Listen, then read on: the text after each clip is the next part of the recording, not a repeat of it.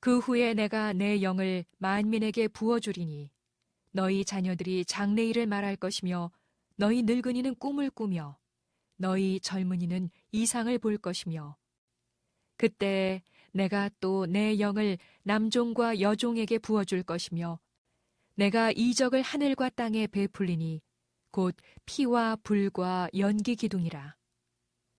여호와의 크고 두려운 날이 이르기 전에 해가 어두워지고 달이 핏빛같이 변하려니와 누구든지 여호와의 이름을 부르는 자는 구원을 얻으리니 이는 나 여호와의 말대로 시온산과 예루살렘에서 피할 자가 있을 것이미요 남은 자 중에 나 여호와의 부름을 받을 자가 있을 것임이니라. 우리가 지난주에 이어서 소선지자 12명에 대해서 같이 은혜를 나눕니다. 16명의 선지자가 있고요. 4명은 대선지자라고 불리우고 12명은 소선지자라 부릅니다. 그러면 높낮이가 있느냐, 누구는 더 크게 쓰임 받느냐 그 의미보다는 하나님이 또 때를 따라 크게 쓰신 분도 있고 또 때를 따라 또 여러 방면으로 쓰임 받은 사람들이 있습니다. 오늘은 지난주에 이어서 호세아를 보았고 오늘은 요엘을 통해서 같이 은혜를 나누고자 합니다. 혹시 지난주에 호세아에 대한 말씀 기억하시나요? 호세아? 하나님께서 호세아를 통해서 주신 메시지가 무엇일까요? 사랑이죠. 끊임없는 사랑. 호세아 그 선지자의 가정을 통해서 끊임없이 붙들려고 했고 끊임없이 돌아오라고 했던 메시지, 호세아에 대한 메시지죠. 소선지서 전체 이 12권의 주제는 무엇이라고 말씀드렸습니까? 회복입니다. 하나님께서 우리들이 잘 되길 원하고 태초에 하나님이 우리를 창조하셨을 때처럼 보시기에 심히 좋았더라라고 하는 아름다운 삶을 살기를 주님은 원하신다라는 거죠. 그래서 호세아를 통해서 하나님의 사랑이 이런 것이구나라는 것을 우리가 깨달았다면 오늘은 요엘 말씀을 통해서 하나님의 임재에 대해서 나누고자 합니다. 중요한 것은 왜 이 말씀을 드리냐면 우리가 살아가면서 내 삶이 올바로 살아갈 수 있는 이유는 하나님의 임재입니다. 어려움과 고난 가운데도 바로 설 수 있는 이유는 하나님이 나와 함께 하심을 우리가 깨닫기 때문 아닐까 봅니다. 저는 오늘 요엘 말씀을 통해서 여러분들 삶이 하나님의 임재 가운데 성령 충만한 자의 삶을 사시기를 간절히 축복합니다. 요엘 말씀이요 3장까지밖에 되어 있지 않아요. 그러니까 여러분들이 꼭 오늘 말씀 들었으니까 이것이 끝이다라고 하지 마시고 읽어보셔야 됩니다. 여러분들 이번 한 주간 동안 하루에 한 장이라도 아니면 하루에 석 장을 다 읽으셔도 좋습니다. 그래서 요엘이 우리들에게 이스라엘 백성들에게도 주는 메시지지만 오늘날 나에게 하나님께서 요엘을 통해서 주시고자 하는 메시지가 무엇일까? 오늘 말씀을 듣고 난 이후에 깨닫는 여러분들이 될 때 하나님께서 그 가운데 주시는 풍성한 은혜가 넘치게 될 줄로 믿습니다. 요엘을 크게 두 부분으로 나누는데요. 1장부터 2장 후반부까지 나누고요. 또한 2장 후반부부터 3장까지 나눕니다. 이 두 가지의 큰 주제가 있는데 그 큰 주제의 모든 내용은 무엇으로 귀결되어 있느냐? 여호와의 날입니다. 여호와의 날이라고 하는 단어로 요약될 수가 있어요. 이 의미는 하나님 앞에 심판대 앞에 섰을 때에 너희들이 어떻게 설 수 있느냐, 너의 일거수일투족, 너의 삶의 모습이 하나님 앞에 다 드러날 때 너희는 어떤 모습으로 설 수 있느냐라는 거죠. 제가 세미나 중에 목사님들과 이런 얘기를 했어요. 어떤 분들이 누구누구에 대해서 이야기를 해요. 저 목사님은 저런 분이고 저 목사님은 이런 분이야 라고 이야기하는 분들이 있어요. 그런데 제가 경험한 그분은 그런 분이 아니었다라는 거예요. 드러날 때가 있다라는 거예요. 얼마나 두렵습니까? 저는 오늘 여러분들이 믿음 생활하고 하나님 뜻대로 살아간다고 하는 그 신앙인으로서 여러분들 삶이 하나님 앞에 다 드러날 때가 있다라는 거죠. 그럴 때 하나님은 여러분들의 삶이 복되게 인정받는 신앙인 되시길 간절히 축복합니다. 어려움도 이겨나가고 시련도 이겨나가고 어떤 상황 가운데도 항상 기뻐하며 믿음으로 살아가는 여러분 되시기를 간절히 축원합니다. 그러면서 요엘서를 보면 요엘이 활동했던 시기를 분석해 보면 어느 시기인지는 정확히 알 수 없어요. 그런데 성서신학자들이 요엘서를 분석하고 또 열심히 공부하다 보니까 요엘이 활동했던 시기는 아마도 기원전 587년 예루살렘 성이 멸망하기 전이었던 것으로 생각하고 있어요. 그래서 그가 제사장과 제사를 아주 소중하게 여기는 것을 보아서 아마 기원전 4세기 전후가 아닐까 그렇게 분석을 합니다. 그건 신학적인 의미가 있고요. 그런데 당시 이 의미가 무엇일까? 저는 이 요엘을 통해서 하나님께서 오늘 우리들에게, 아니 나에게 정말 주시고자 하는 깨달음이 있다는 거죠. 이것을 우리가 정확히 알아야 될 줄로 믿어요. 그렇다면 당시 이스라엘은 어떻게 보면 멸망해가는 시기 아닙니까? 우상 숭배, 하나님과는 전혀 상관없는 삶, 세상의 민족들과 세상의 부귀영화를 누리면서 똑같이 살고자 했던 욕심, 이것이 만연했어요. 그러니까 하나님께서는 그들의 심판을 앞두고 나서 흩어지게 하셨고요. 또한 지금까지 당해보지 못했던 고난과 시련의 시간을 그들에게 겪게 하셨다라는 거죠. 그런데 보니까 이스라엘 민족이 이해되지 않는 일들이 있어요. 하나님, 그래도 우리가 적어도 하나님이 택한 백성인데 왜 우리를 핍박하고 우리를 힘들게 하는 저 이방 민족들은 잘 사는 것처럼 보입니까? 아무 문제도 없고 풍요로운 것처럼 보여요. 이런 상황에서 이스라엘은 하나님께 이런 질문을 할 수밖에 없겠죠. 하나님, 도대체 어떻게 된 일입니까? 저는 여러분 가운데도 우리가 살아가다 보면 하나님, 도대체 왜 내가 아파야 되고요? 하나님, 도대체 내가 왜 이런 어려움 겪어야 됩니까? 라고 질문할 때가 있지 않을까요? 그때 요엘 선자가요, 들려주는 메시지가 있는 거죠. 오늘 여러분 가운데도 마찬가지인 거예요. 저에게도 마찬가지죠. 어려움이 오거나 고난이 올 때 분명히 하나님은 우리에게 들려주는 메시지가 있습니다. 무엇이냐면 여호와의 날이 임할 것이라는 말씀이에요. 너가 고난당하고 어려움당하고 신앙 때문에 어려움당하지만 그러나 그것이 너가 끝이 아니라 그 가운데 신앙의 절개를 지키고 믿음을 지킨 자에게는 무엇이 있어요? 하나님의 여호와의 날이 너에게는 구원의 날이요 축복의 날이 될 것이라는 거예요. 저는 여러분 가운데 그런 축복의 날이 임하기를 간절히 축원합니다. 그날에는요 능히 당할 자가 없는 심판의 날이고 그날에는 원통한 일들의 탄원이 이루어지는 날이라는 것입니다. 저는 이것을 깨닫게 되길 간절히 소망합니다. 그래서 요엘서 1장을 보시면요 고난이 어떻게 고난이 돼요? 그들이 먹을 것이 없어요. 팥중이가 지나가서 다 먹어버리고요. 그 다음에 또 메뚜기가 와서 다 먹어버리고요. 그나마 좀 남은 거 너치가 와서 먹어버리고요. 떨어져 있는 조그만 벼 알이라도 다 황충이 와서 다 먹어버려요. 그런데 요엘은 더 어려움이 크게 올 것이라는 거예요. 그 어려움 가운데 이겨나가고 그 어려움 가운데 주님을 의지하는 자는 어떻게 되느냐? 오늘 요엘 2장의 말씀을 통해서 우리들에게 희망과 소망을 노래하는 겁니다. 저는 오늘 우리 가운데도요 세상이 악해져 갑니다. 여러분 가운데 주변에 어려움도 와요. 우리 가정에 또한 예기치 못한 어려움이 옵니다. 그러나 믿음으로 견디며 믿음으로 이겨낸 자에게는 어떤 축복을 줘요? 오늘 요엘 2장 28절에서 29절의 말씀이 여러분 가정과 삶 가운데 이루어질 줄 믿으시기를 간절히 축원합니다. 그게 희망인 거예요. 그래서 보면 하나님은요 사람을 쓰시는데 어떤 사람을 쓰시느냐, 또 사람들도요 마찬가지로 어떤 사람을 쓰길 좋아할까요? 어떤 사장에게 한 사람이 물어봤어요. 사장님은 어떤 사람을 쓰고 싶으십니까? 라고 물어봤어요. 그 사장이 이런 대답을 했어요.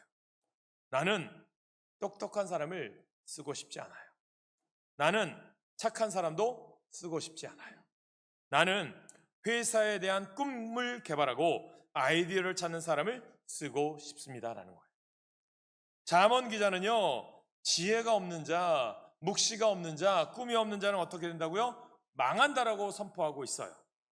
여러분들에게 정말 여러분들이 하나님의 꿈과 소망을 품고 있습니까? 저는 그 꿈이 여러분 가운데 있길 간절히 축복합니다. 그 꿈만 생각해도 밥 안 먹어도 배부르고 그 꿈만 생각해도 잠이 오지 않는 그런 꿈을 가슴에 불태우고 있으십니까? 저는 오늘 그 꿈을 회복하시길 간절히 소망합니다. 이것이 우리에게 희망이 되어야 한다는 거예요. 본문은 하나님께서 요엘 선지자를 통해서 마지막 때에 분명한 것은 꿈을 꾸는 자에게는 하나님을 향한 비전과 소망을 가진 자에게는 어려움과 고난 가운데도 꿈을 꾸는 자에게는 무엇을 말씀하세요? 만민에게 성령을 부어주시겠다라고 말씀하고 있는 겁니다. 저는 여러분 가운데 꿈이 있다라면 무엇이 우리에게 필요해요? 성령이 함께하는 자에게는 꿈이 있는 거예요. 주님의 임재가 있는 자에게는 꿈이 있는 거예요. 그런 사람들은 어떤 환경과 조건에서도 이겨낼 능력이 되는 거예요. 그래서 예수님께서 부활하시고 승천하시면서 제자들에게 무엇을 말씀하세요? 내가 세상 끝날까지 내가 너희와 항상 함께 있으리라. 여러분 가운데요, 주님이 함께 하신다는 거예요. 시련 가운데도 여러분 혼자가 아닌 거예요. 고난 가운데도 여러분 혼자가 아닌 거예요. 질병 가운데도 여러분 혼자가 아닌 거예요. 누가 함께 하세요? 나의 힘이 되신 여호와여, 오늘도 나와 함께 하시는 그분이 나를 지켜주시고 인도하실 줄로 믿습니다. 그런 분이 어디로 인도해요? 내가 오늘 생을 마감해도 나를 하나님께서 천국으로 푸른 초장과 쉴만한 물가로 인도하실 줄 믿으시기를 간절히 축복합니다. 그게 믿음인 거예요. 그러니까 순교자들은요, 두렵지 않은 거예요. 왜요? 주님이 나를 인도하시기 때문에. 오늘 그 믿음으로 나가시길 간절히 소망합니다. 그래서 주님께서 오늘 말씀을 통해서 만민에게 성령 부으시는 거예요. 그 약속대로 예수님께서 부활승천하신 이후에 오순절날 마가의 다락방에 성령 충만함이 이루어졌고요. 그 후 지금까지 2000년의 교회 역사 가운데 부흥의 역사를 이룰 때마다 하나님이 성령 충만케 하신 줄 믿으시기를 간절히 소망합니다. 그래서 오늘 요회를 통해서, 오늘 우리가 택한 말씀을 통해서 이 말씀은요, 절망을 소망으로 바꾸는 말씀인 거예요. 여호와께로 돌아오면 우리가 경험하게 될 일이 무엇인지를 말씀하고 있는 겁니다. 그게 무슨 말씀? 28절 같이 읽습니다. 시작. 그 후에 내가 내 영을 만민에게 부어주리니 너희 자녀들이 장래일을 말할 것이며 너희 늙은이는 꿈을 꾸며 너희 젊은이는 이상을 볼 것이며. 아멘. 28절의 시작을 보면 그 후에라고 시작하려 합니다. 그러면 그 후에라는 말로 시작하는데, 그러니 이 말씀 28절을 잘 이해하려면 그 앞절인 27절을 우리가 보아야 됩니다. 27절을 제가 읽어드리면, 그런즉 내가 이스라엘 가운데 있어 너희 하나님 여호와가 되고 다른 이가 없는 줄을 너희가 알 것이라. 내 백성이 영원히 수치를 당하지 아니하리로다. 아멘. 요엘이 예언하던 시대에는요, 하나님의 부재로 인한 죄악을 경험하고 여호와의 날의 심판을 기다리고 있는데, 하나님의 임재 가운데 들어가고 난 후에 일어난 일에 대하여 설명하고 있는 거예요. 이스라엘 가운데 하나님이 계시면 하나님이 우리의 하나님이 되어 주실 것이다. 하나님이 우리 가운데 계시면 더 이상 하나님의 백성이 수치를 당하게 하지 아니하실 것이다. 하나님께서 성령을 우리 모두에게 부어주실 것이다 라고 하는 약속의 말씀이에요. 무엇을 위해서? 회복인 거예요. 오늘 여러분 가운데 회복의 신앙이 있기를 간절히 축복합니다. 그 회복을 위해서 주님께서 여호와께로 돌아가자, 마지막 때 우리가 할 수 있는 유일한 일인 거예요. 여호와께서 돌아간다는 것은 하나님의 부재 가운데 살던 우리가 하나님의 임재 가운데 우리가 바로 서는 거예요. 오늘 말씀은 우리가 여호와께로 돌아가야 하는 이유를 분명하게 말씀하고 있어요. 여호와의 날이 오기 전에 돌아오라고 하는 권면이에요. 심판이 있기 전에. 중요한 것은 여호와의 날이 되면 우리의 모습이 있는 그대로 하나님께 다 드러나잖아요. 여러분들의 일거수일투족이 다 드러나잖아요. 그 전에 회개하는 자에게는 하나님께서 복을 주신다는 거죠. 그러면서 오늘 말씀을 통해서 세 가지를 보려고 하는데, 첫째는요, 장래일을 말하라는 거예요. 장래일. 믿음은 바라는 것들의 실상이요 보지 못하는 것들의 증거니, 히브리서 기자가 이야기합니다. 과거 이야기를 하더라도 내일을 위하여 말하여야 한다는 것입니다. 이스라엘만큼 과거를 좀 기억하려고 하는 민족은 드문 것 같아요. 그리고 이스라엘은 과거에 대한 역사의식을 너무나도 중요하게 생각하죠. 우리가 아는 것처럼 이스라엘에 전쟁기념관인 야드바셈이 있다고 말씀드렸죠.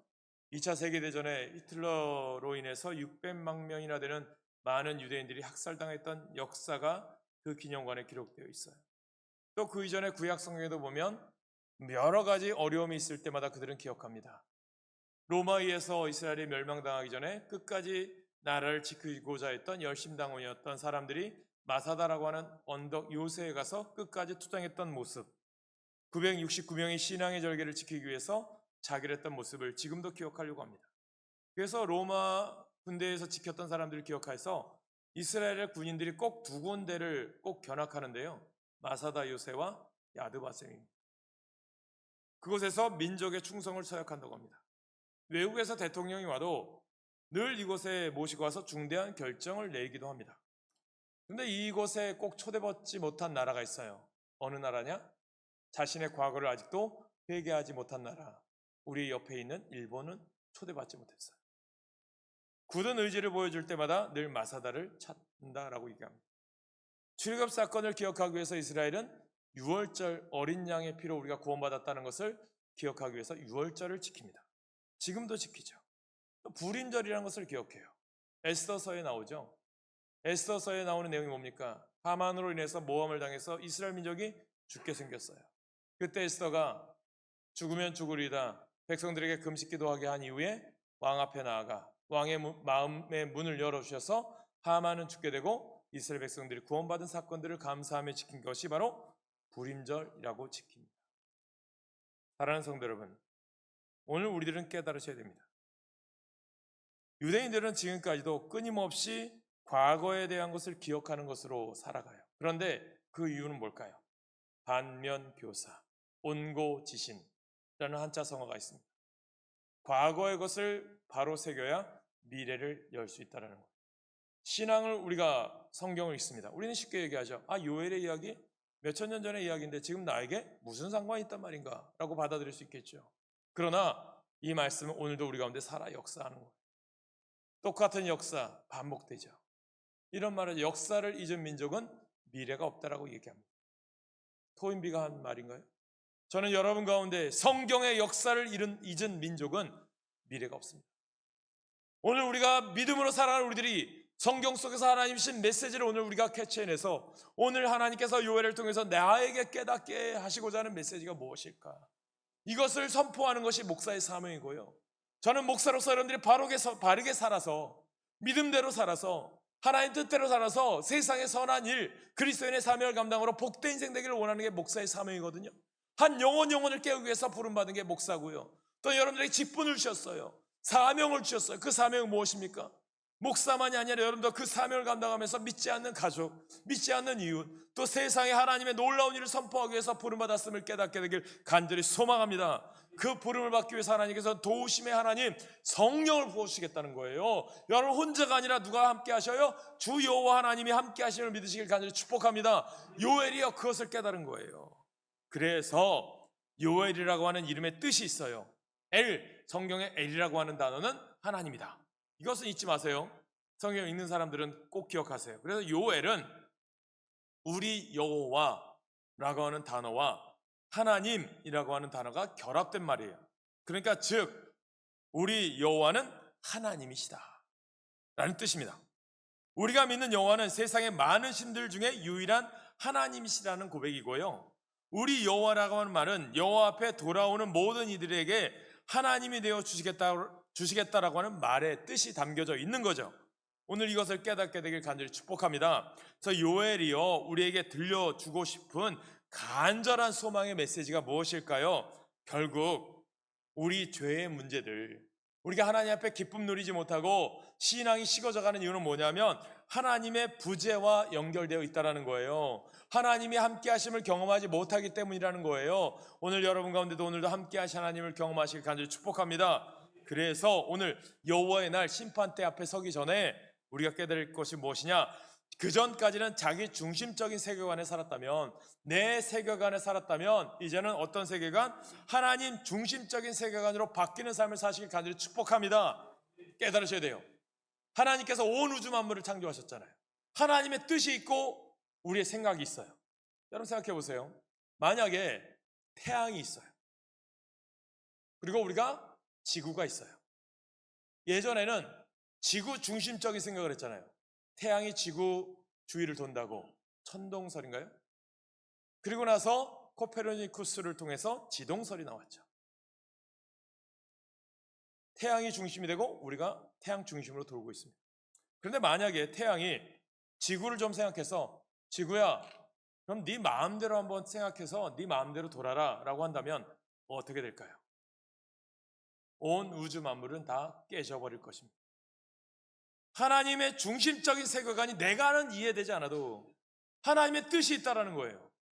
오늘 여러분들이 깨달으셔야 돼요. 내 생각과 내 관심에 내 주관대로 살아가는 인생이 아니라 말씀이라고 하는 것을 내 삶에 비추어져서 하나님 뜻 가운데 살아가는 지혜가 있기를 간절히 축복합니다. 그래서 말씀을 온전히 회복하는 자는, 하나님 임재를 경험한 자는, 성령 충만한 자라고 하는 자는 어떤 삶을 살아가야 돼요? 나는 죽고 예수로 사는 거죠. 이것이 선한 목자교회 은퇴하신 목사님의 이야기잖아요.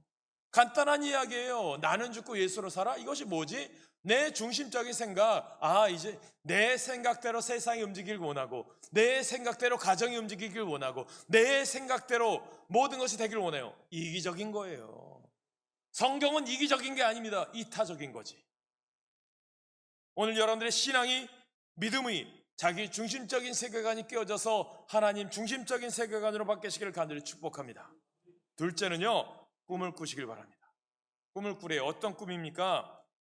요엘은요, 젊은이는 장래일을 말하고요, 늙은이는 꿈을 꿀 것이라고 말씀합니다. 꿈은 공짜입니다. 항상 꿈을 꾸십시오. 미래를 향하여 돌진하십시오. 제가요, 그런 생각 많이 합니다. 나이가 많다고 늙은이가 아닙니다. 꿈이 시들면 늙은이가 되는 거예요. 또 늙은이라고 하는 표현이 좀 이상할지 모르겠지만, 나이가 젊다고요, 다 젊은이는 아니더라고요.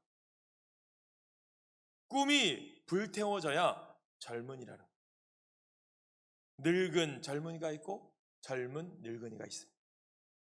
저는 오늘 여러분들이 모두가 다 꿈이 있는 백성들은 하나님의 앞에 놀라운 믿음의 백성인 거죠. 내가 나이가 많고 적음을 주님은 따지지 않아요. 성경은 말하잖아요. 아브라함은요, 75세에 부름받았어요. 그리고 백셀의 아들 이삭을 얻게 되지 않습니까? 밤하늘의 별, 바닷가의 모래알을 바라보면서 언제나 이 꿈을 시들지 않게 바라보았을 때에 아브라함이 그 꿈을 이루게 됩니다. 노아는 600세의 생애 최고의 일을 600세 때 시작하죠. 노아의 방주를 만들고 역사를 새롭게 시작하는 것이 600세 넘어서였습니다. 하나님의 비전을 이루는 자가 꿈이 있는 사람인 거죠. 이스라엘의 최고 지도자였던 출애굽을 시켰던 모세, 80세에 부름받았습니다. 모두가 인생이 끝났다라고 여길 때 하나님은 새롭게 시작하도록 하셨다라는 것을 믿으시길 간절히 축복합니다. 그 믿음이 있는 거예요. 우리 교회도 그런 분들이 있거든요. 연세가 드셔도 열심히 하는 분들이 있어요. 그런 사람들을 여러분들은 그러면 젊은이들은 하지 말라는 건가? 배우셔야죠. 따라 하셔야 됩니다. 깨닫게 되길 간절히 축복합니다. 진태현 씨가 요즘 TV 프로에 나와요. 이혼에 대한 프로에 나오는데 이런 말을 하더라고요. 자녀 앞에서 부모들이 싸워요. 너무 안타까운 모습이죠. 진태현 씨는 입양한 아이가 하나 있고, 또한 아이를 거의 9개월째 유산을 했잖아요. 마음이 얼마나 아픕니까? 그러면서 자신도 가정이 어려웠었던 모습을 이야기하더라고요. 박시은 씨도 마찬가지고. 유튜브로 제가 가끔씩 대화를 하거든요. 그분과 이런저런 이야기를 해줘요. 그 프로에서 이런 말을 합니다. 아이가 보았을 때 두 가지의 종류가 있습니다. 나는 부모님처럼 되지 않을 거야. 나는 부모님보다 더 좋은 사람 될 거야. 그런 사람이 있는가 하면, 나는 부모님처럼 되고 싶은 사람이야. 자기도 맨 처음에는 부모님이 어렵고 힘들어서 나는 부모님처럼 안 될 거야 라고 하는 마음이 있지만, 어느덧 자라면서 부모님의 영향력을 받는다는 거예요. 여러분, 신앙도요, 영향력을 받습니다. 저는 여러분들의 신앙이 우리 다음 세대, 또 여기 어르신들도 계시지만 어른들의 신앙의 열심이 우리 조금이라도 좀 더 젊은 우리 젊은 신앙인들에게 전달되어지기를 간절히 축복합니다. 그게 복 있는 거거든요. 사랑하는 성도 여러분, 하나님은 꿈이 있는 사람을 쓰시고 그 꿈을 이루어 주십니다. 고대 중국에서 대가로 불리웠던 석학자가 있어요. 한유라고 하는 사람인데, 그는 어린 시절 중국의 대가가 되겠다고 하는 꿈을 꾸었다고 합니다. 열심히 사서삼경 읽으며 익혔어요. 그러나 공부하면 공부할수록 따라가지 못하는 거예요. 맹자, 공자, 그 사람들은 정말 위대하다. 내가 그 사람들을 따라갈 수 없겠구나. 열등감에 사로잡혔다고 합니다. 그래서 포기하고 싶은 마음만 들었는데, 좌절감만 들었는데, 그러다 어느 날 그를 움직인 생각이 하나가 떠올랐대요. 뭐냐면, 공자도 맹자도 다 사람이고 나도 사람이다. 그가 한 일을 나라고 못하겠느냐. 이 말 한마디가 그에게 힘이 되었고 능력이 되었다고 합니다. 다시 공부를 시작해서 후에 중국 8대 문장가로 쓰임받는 위대한 사람이 되었다고 합니다. 의인은 어떤 사람입니까? 악인은 어떤 사람입니까? 솔로몬의 모습, 지혜자인 솔로몬은 의인과 악인에 대해서 잠언 24장 16절에 이렇게 말씀합니다. 같이 읽습니다. 시작. 대저 의인은 7번 넘어질지라도 다시 일어나려니와 악인은 재앙으로 말미암아 엎드려지느니라. 아멘. 넘어져도 다시 일어나는 것이 의인입니다. 넘어져도 못 일어나는 것이 악인입니다. 죄 안 지은 사람이 의인이 아니라 죄 짓고 다시 회개하고 일어나는 자가 의인입니다. 실패 안 한 자가 성공자가 아니라 실패하고 다시 일어나는 자가 성공자입니다. 저는 여러분 가운데 오늘도 믿음으로 다시 일어나서 하나님 뜻 가운데 쓰임받기를 간절히 축복합니다. 일어선 자는 안 넘어진 자가 아니라 넘어졌을 때 일어난 사람이 일어선 사람 아닙니까? 이제 꿈을 꾸십시오. 새로운 꿈으로 흥분스럽게 내일로 향하여 전진하시길 소망합니다. 하나님이 여러분 가운데 함께 하실 줄 믿습니다. 세 번째, 이상을 바라보시기 바랍니다. 이상이 무엇입니까? 목표예요. 목표를 보고 전진하는 자에게는 반드시 목표를 달성할 수가 있어요. 우리가 2024년도를 시작하면서 목적이 이끄는 40일로 새벽을 깨웠어요. 정말 리고레 목사님 우리에게 주는 메시지가 무엇입니까? 하나님께서 여러분들 창조하셨고 이 땅에 보내셨는데 우연이 아니라 하나님 뜻 가운데 하나님 계획 가운데 이 땅에 보내셨습니다. 그 꿈과 계획을 발견하기 위해 우리가 말씀과 하나님 뜻을 깨닫기 위해서 말씀으로 나아가야 됩니다. 성경 배워야 합니다라는 거예요. 그러면 여러분들 하나님의 기쁨이 되기 위해 쓰임받기를 원합니다. 그 기쁨을 위하여 예배자로서, 전도자로서, 헌신하는 자로서, 봉사하는 자로서, 믿음의 선교하는 자로서 부름받았습니다. 그것을 깨닫기를 원합니다라고 하는 것이 목적이 이끄는 삶의 핵심이 아닙니까? 사랑하는 성도 여러분, 폴 마이어는 이런 말을 했습니다. 내가 목표를 세우면 목표는 나를 이끌어준다. 깨닫게 되길 간절히 소망합니다. 사랑하는 성도 여러분, 오늘 우리가 깨달으셔야 됩니다. 오늘 요엘은 말하고 있습니다. 28절에 그 후에 내가 내 영을 만민에게 부어주리니 너희 자녀들이 장래일을 말할 것이며 너희 늙은이는 꿈을 꾸며 너희 젊은이는 이상을 볼 것이며. 어떻게 장래일을 말할 수 있을까요? 어떻게 하면 꿈을 꿀 수가 있을까요? 어떻게 하면 이상을 볼 수 있을까요? 간단합니다. 성령 충만하십시오. 내가 내 영을 만민에게 부어주리니. 예수 그리스도를 나의 구주로 영접한 순간 우리는 하나님의 사람, 예수의 사람 된 거예요. 이미. 그것을 내가 인정하지 않을 뿐이지. 예수님의 사람답게 내가 살아가시길 간절히 축복합니다. 성령이 오늘도 우리를 다스리시는 줄 믿으시길 바랍니다. 영적으로 민감하시는 거예요. 성령이 오늘도 여러분 가운데 말씀하실 거예요. 주변 사람을 통해서, 환경을 통해서 분명히 말씀하세요. 그런데 내가 듣지 않으려고 하니까 그런 거죠. 양심에 화인 맞으면 들리지 않아요. 죄 가운데 있으면 들리지 않아요. 깨달으셔야 됩니다. 그래서요, 영적으로 민감한 사람은 조그만 것에서도 깨달아요. 성령 받아야 됩니다. 성령은 장래를 말하게 하시는 분이죠. 성령은 꿈을 꾸게 하시는 분이십니다. 성령은 이상을 보게 하시는 분입니다. 성령이 함께하면 가능합니다. 그분을 의지하면 됩니다. 그 꿈이 나를 흥분시켜 주실 줄 믿습니다. 그런 꿈이 우리들 가운데 있느냐? 그 꿈이 우리 가운데 있음을 믿으시길 간절히 축복합니다. 사랑하는 성도 여러분, 오늘 요엘 이 말씀 어떻게 들으셨나요? 해가 어두워지고 달이 핏빛같이 변하는 여호와의 크고 두려운 날을 오늘 여기서 우리는 실감하고 계십니까? 세상을 창조하고 완성하실 여호와의 이름을 영혼의 깊이에서 부르며 주님을 갈망하고 계십니다.